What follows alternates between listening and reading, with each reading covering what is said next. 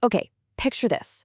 Deep in northern Canada lies one of the most chilling, literally inexplicable historical puzzles of the 20th century. I'm talking about an entire village where every single person simply vanished. So today we're jumping right into this explainer on the Anjikuni Lake mystery, and we're going to force a really hard look at the blurry line between historical fact and media folklore. Just imagine waking up in a village where, well, every single house is left wide open. You've got half-eaten food still sitting on the tables, clothes are just hanging outside on the lines, freezing in the wind. But the people? Completely gone. No bodies, zero footprints, absolutely no explanation whatsoever. And look, this isn't some science fiction movie setup, it's a real historical claim, and honestly, the details only get weirder from here. It leaves us with this one massive, terrifying question, right? Where on earth did the entire village go? How does a whole thriving community just evaporate into thin air without leaving a single trace? Well, that's exactly what we are investigating today. We're going to break down the evidence for and against this mystery and see what the historical records actually tell us when we dig past the rumors. Let's start with Section 1, the empty village. To really grasp the scale of this, we need to look at the timeline. So in November of 1930, a fur trapper named Joe LaBelle arrives at Anjikuni Lake. Now, he was expecting a totally routine stop, right? Just aiming to trade with the local Inuit community like he always did. But instead of this bustling, welcoming camp, he's met with complete, utter silence.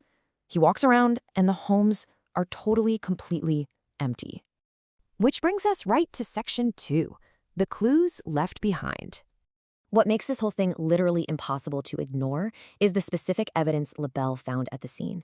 He essentially walked into a frozen snapshot of daily life that had been violently interrupted.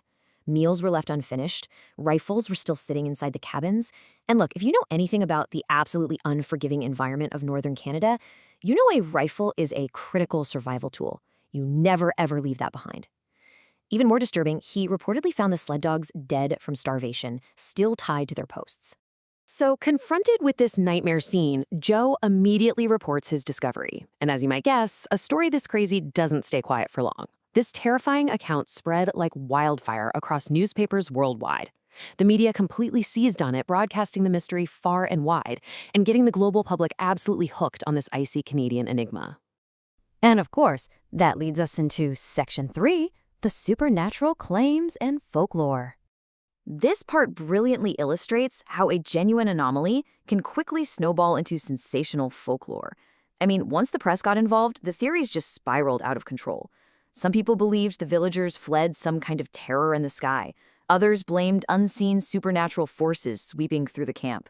A few accounts even popped up claiming that strange blue lights were hovering above the lake right before the vanishing. The public imagination was running absolutely wild at this point.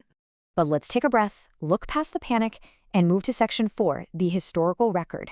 Okay, here is where the supernatural folklore clashes violently with official historical reality. When historians finally dug into the actual documents, there was a massive twist. The official records do not confirm a dramatic mass vanishing at all. Instead of an alien abduction or a ghost story, reality points towards something completely grounded. Researchers found the Inuit community had likely just moved to another hunting area. It was a routine, semi-nomadic seasonal relocation. That's it. And this leads us to the prevailing historical consensus. The famous story was heavily exaggerated, or maybe even entirely invented by the press. You have to remember, in 1930, newspapers were steeped in yellow journalism. They were desperate for sensational headlines to sell copies. So they probably took a totally normal seasonal migration and just spun it into one of history's greatest mysteries. Those shocking details, the abandoned rifles, the starved dogs. Historians think those were likely dramatized additions, specifically designed to make the story irresistible. So let's head into our final analysis, Section 5, Mystery or Media Legend. We're left with this really fascinating debate. Was it an actual mass disappearance where a fur trapper stumbled onto something genuinely unexplainable, or was it just one of the most successful media legends ever engineered by eager journalists? Because here's the kicker, the real so what of it all. Despite deep dives into historical records, no one can say with absolute 100% certainty what exactly Joe LaBelle saw that day in the snow. And honestly, perhaps that's the ultimate takeaway from this whole explainer. Sometimes the scariest mysteries aren't the ones with monsters or weird blue lights in the sky.